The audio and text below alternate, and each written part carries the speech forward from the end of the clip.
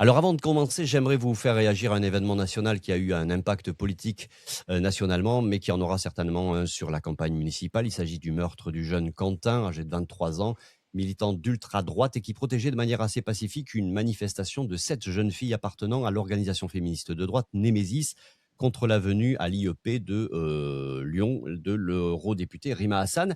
Bon, ils ont été attaqués par des militants d'ultra à gauche appartenant à la Jeune Garde, une milice antifasciste très liée à la France insoumise et dont le fondateur est aujourd'hui le député français Raphaël Arnaud. C'est selon certains une nouvelle fois la preuve que le parti d'extrême gauche de Jean-Luc Mélenchon fait de moins en moins partie de l'arc républicain. Qu'est-ce que tout ceci vous inspire? Et encore une fois, dans le cadre des municipales, il y aura des alliances, notamment à gauche, avec la France insoumise. Certains partis politiques, c'est le cas de celui de Christophe Lubac, décident de passer des alliances avec la France insoumise. Le Parti socialiste hésite de ci, de là. Que pensez-vous et est-ce que vous avez quelque chose à dire, un message à faire passer sur cette situation, quoi? Alors, merci de me poser la question. Ça vous a pas échappé, sur tous nos documents de campagne, c'est indiqué que notre liste est indépendante de tout parti. Et c'est précisément pour cette raison que nous avons fait ce choix collectivement dans l'équipe.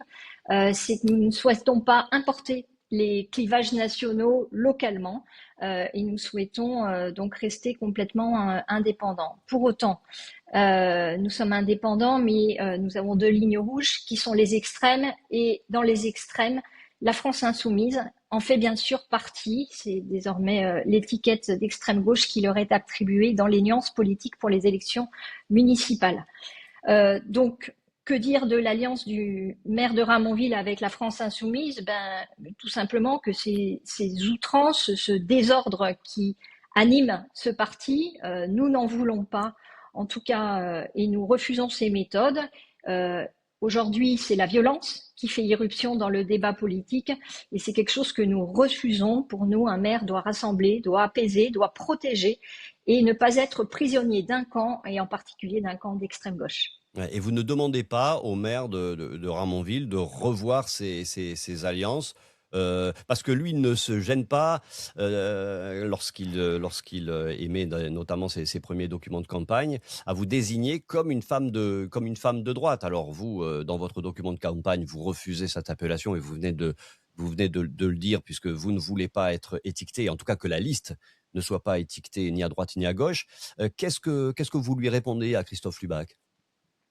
Oh quant à ces étiquettes, je pense qu'il est assez grand pour les gérer lui-même. Nous, on a fait ce choix d'être une liste indépendante. Moi, à titre personnel, je suis profondément centriste. Je m'appuie sur deux jambes. Et dans mon équipe, j'ai des gens qui se réclament du centre-gauche, d'autres du centre-droit, et d'autres qui ne se reconnaissent dans aucun des deux blocs.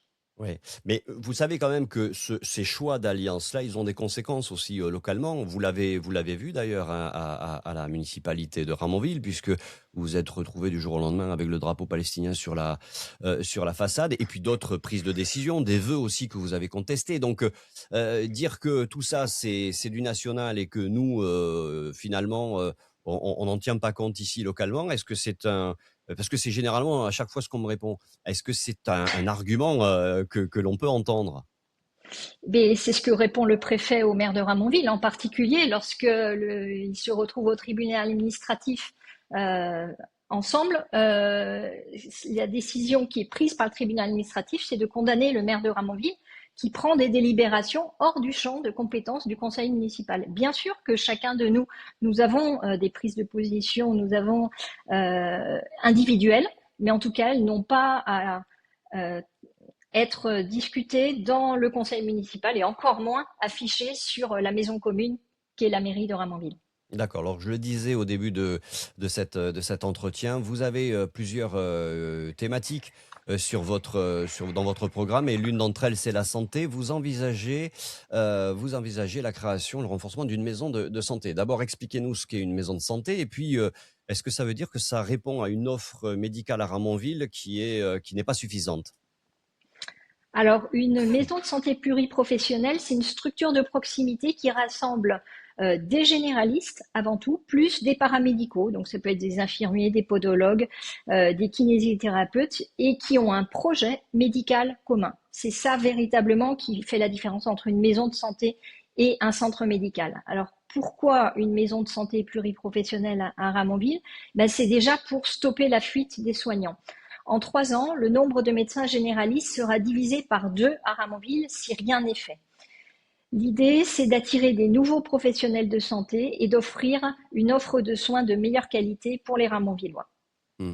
Je suis surpris parce que c'est vrai qu'on a tendance à dire que ce sont dans les campagnes que les gens, demandent des médecins et qu'il n'y en a pas, qu'il y a cette pénurie et là, une ville comme Ramonville, c'est quoi? C'est 14 000, 15 000 habitants, Ramonville, Ouais. pourrait demain matin se retrouver sans médecin. C'est assez curieux. Comment on l'explique?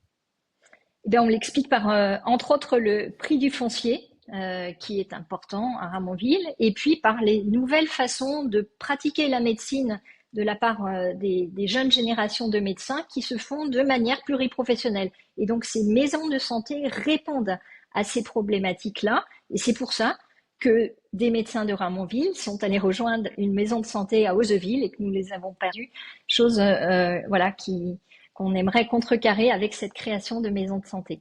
D'accord. Alors, vous avez aussi tout un programme en direction des seniors. Il y a 150 propositions, on va pas toutes les faire évidemment. Cette navette pour seniors, alors, j'ai cru comprendre qu'elle existait avant, à Ramonville, peut-être sous d'autres formes, vous nous expliquerez. Mais, comment, l'envisagez-vous? Comment fonctionnerait-elle? Est-ce qu'il y a un budget prévu pour ça? Et est-ce qu'il y a véritablement une demande? Oui, alors il existait une navette municipale qui était ouverte à toutes et tous, qui avait un circuit et des horaires fixes et qui s'est arrêtée pour un problème de service interne, mais qui finalement ne remplissait pas les besoins. L'idée de la navette senior, c'est une navette qui serait dédiée à nos aînés, qui pourrait se réserver par téléphone 48 heures à l'avance pour des trajets intra-Ramonville, pour aller à un rendez-vous médical, à une course, au cinéma.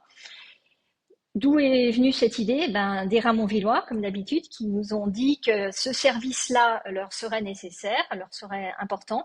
Et nous sommes allés voir si cela pouvait fonctionner. Et il y a des navettes municipales à Saint-Orens et à Balma, pardon, qui fonctionnent très bien.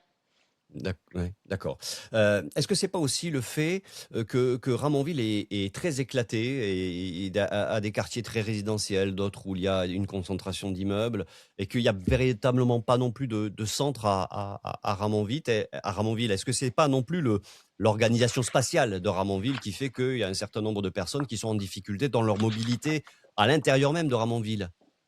Ah ben, tout à fait. On peut parler du nouveau quartier Maragon-Floralie qui a poussé avec 900 logements, mais qui, de par sa situation avec les pentes actuelles, ne Mmh. permet pas de faire passer un bus TCO. Et donc, les premières personnes qui nous ont demandé cette navette senior étaient des personnes âgées qui habitent ce quartier un peu excentré et dépourvu de tout service public.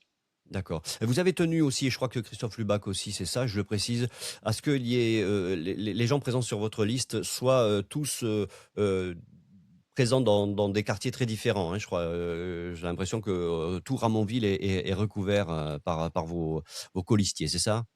Tout à fait. On a des gens dans tous les quartiers. Ce qu'on dit, c'est que à 10 minutes à pied de chez soi, on a forcément un Mmh. conseiller municipal de notre liste.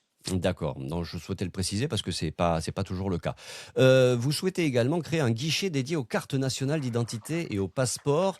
Est-ce que vous avez évalué les moyens humains et techniques nécessaires pour obtenir l'habilitation de l'État? Et pourquoi, mettre, ce service, à la disposition des Ramonvillois et Ramonvilloises, voire même de ceux qui sont voisins de Ramonville? Bah, une commune de 15 000 habitants dans laquelle on ne peut pas faire renouveler sa carte d'identité ou son passeport, c'est pas une ville qui offre un service public de qualité à notre sens. Donc ça, c'est également une demande des Ramonvillois qui sont obligés jusqu'à maintenant d'aller à Castanet ou à la Beige ou à Toulouse pour renouveler leur papier d'identité. Concrètement, il y a une dotation de l'État pour équiper les communes de manière informatique et permettre la délivrance des titres. Et à chaque délivrance de titre, il y a aussi une somme qui est reversée à la mairie et qui permet de financer ce service public de proximité. Et vous souhaitez également ouvrir le samedi matin, que la municipalité, que la mairie soit ouverte le samedi matin. Ben oui, pour Mm. les personnes actives, c'est souvent pas facile d'arriver à la mairie avant sa fermeture. Et donc, c'est un service public supplémentaire que nous allons créer. Est-ce que ça nécessite du personnel supplémentaire? Non, notre idée, c'est de travailler à moyens constants, c'est-à-dire de redéployer en interne les moyens humains que nous avons. À cet effet, nous prévoyons un audit de ressources humaines de manière à redéployer les services au plus près des besoins des Ramonvillois. D'accord. Et je note aussi que vous avez prévu la mise en œuvre d'une application permettant d'accéder facilement à toutes les informations relatives à la vie associative, culturelle, sportive et sociale de la commune. C'est une application qui existe dans d'autres communes, hein. Je sais que Mm. pour avoir discuté avec certains partis ici à Castanet-Tolosan, certains envisagent la mise en œuvre de cette application. On s'étonne d'ailleurs que ce soit pas mis en place parce que c'est quand même assez pratique quand on veut suivre la vie de sa commune. On va parler de sécurité si vous le voulez bien. On en a déjà parlé la dernière fois, le déploiement de la vidéoprotection et puis le doublement des effectifs de la police municipale. Mais vous proposez de relancer un conseil local de sécurité et de prévention de la délinquance. Qu'est-ce que c'est précisément et qu'est-ce que cela va apporter?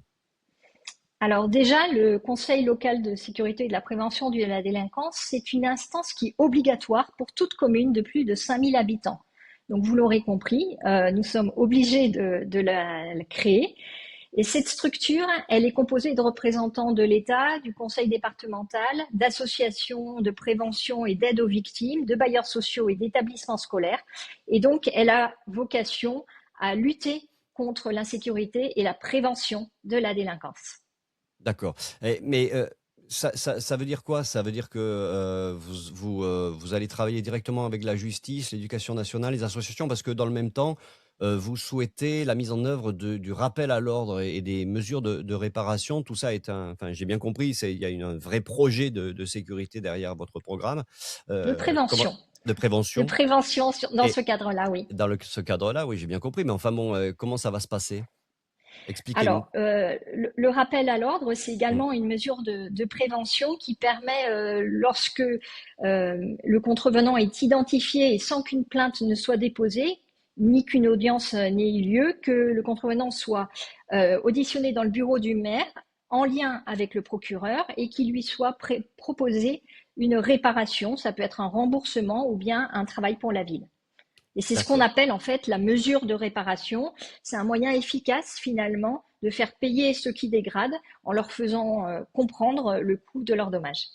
D'accord, donc il y a des petits délits, on va dire, qui peuvent être Tout réglés à de fait, cette façon-là. D'accord. tout On va à fait. passer à toute autre chose, pardon, c'est l'urbanisme et le cadre de la vie. On l'a évoqué, nous, sur Radio Delers, dans un article, puisque vous proposez une charte architecturale. Il y a eu une petite polémique autour de la question du droit.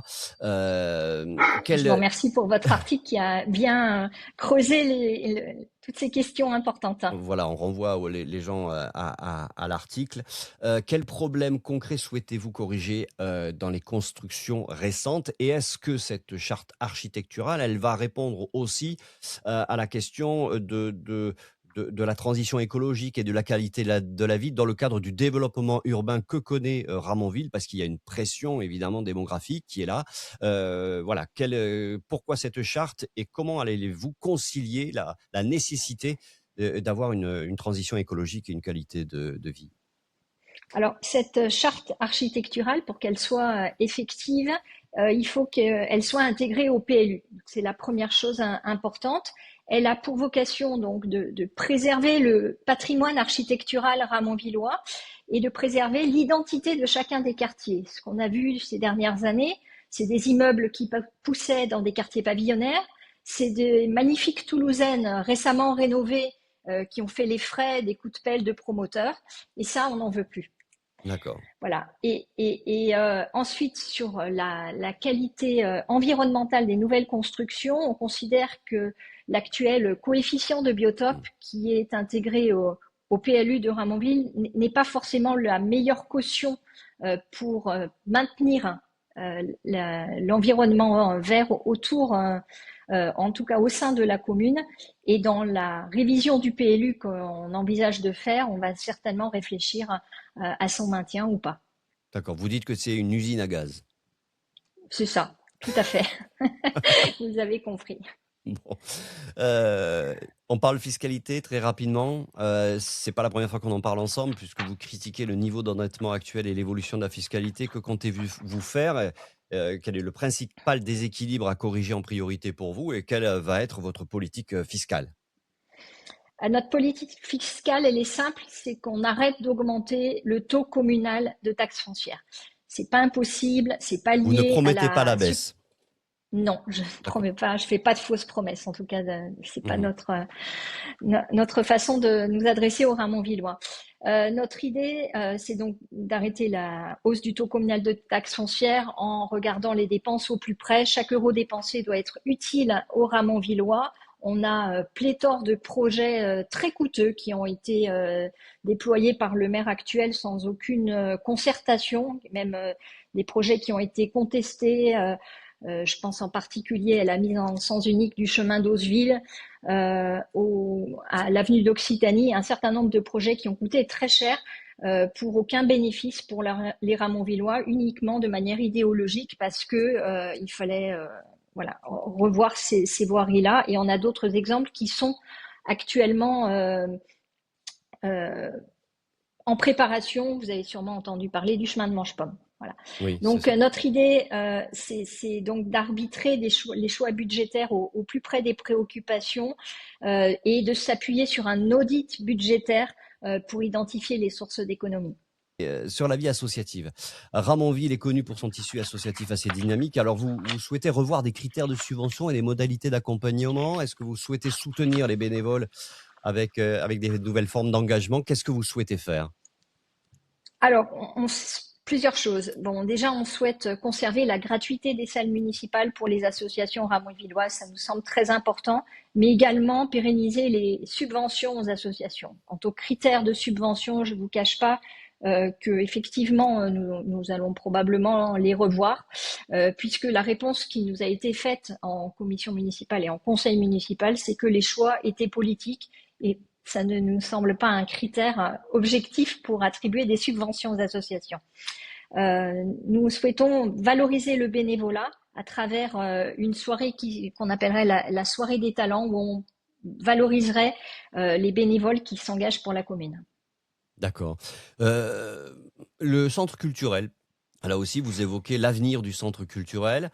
Vous souhaitez le rénover, l'agrandir, le repenser son fonctionnement. Dites-nous-en un petit peu plus.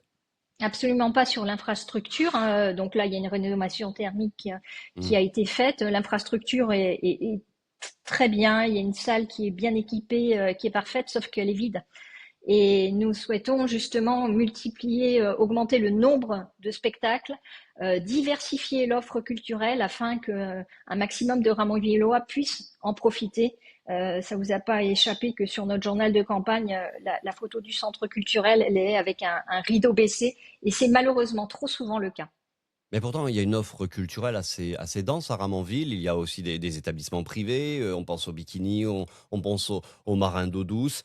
Il y a le kiwi, alors là, qui pour le coup est totalement rattaché à la municipalité. Donc, on a l'impression quand même qu'il y a une offre culturelle assez importante à Ramonville.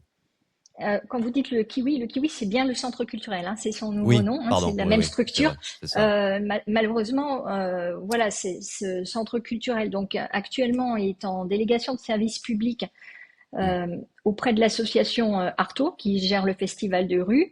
Et ce que nous souhaitons, c'est diversifier l'offre culturelle de manière à permettre à d'autres compagnies, à d'autres types de spectacles de pouvoir se dérouler parce qu'effectivement, l'infrastructure est de très grande qualité. Très bien. Euh, on a évoqué la vie associative tout à l'heure. J'aimerais qu'on revienne sur un point, puisqu'on en a rarement parlé ensemble, et ce sera ma dernière question, c'est la question du sport. Vous défendez la création d'un terrain de sport synthétique. Est-ce que justement les équipements sportifs sont suffisants à Ramonville? Alors, on a des équipements qui ont été globalement tous construits en même temps et qui commencent à être vieillissants. C'est le cas de la halle sportive sur laquelle nous avons un projet qui héberge actuellement le tennis de table et l'escrime. Nous avons déjà ce projet en 2020. Là, nous le remettons sur la table, d'autant que la halle est actuellement inaccessible parce que le toit s'est envolé la semaine dernière et ce qui montre l'urgence de rénover ce type de bâtiment. Ensuite, vous me parlez d'un terrain synthétique.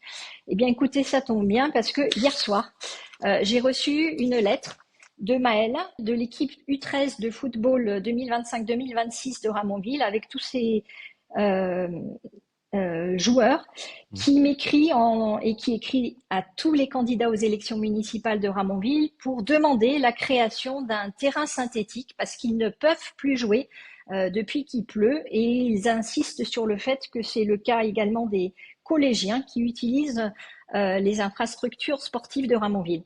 Eh bien, je vais répondre à un mail dès que j'aurai quelques minutes avec un courrier. Effectivement, la création d'un terrain synthétique, nous sommes la seule liste à le proposer. C'est un terrain synthétique en matériaux écologiques. Nous sommes inspirés de ce qui se fait dans d'autres communes, ou en particulier à Pouvourville, le petit club qui est un peu concurrent de celui de Ramonville, parce que justement, ils ont investi dans un terrain synthétique avec des noyaux d'olive et qui permet de jouer, y compris par les temps actuels de forte pluie.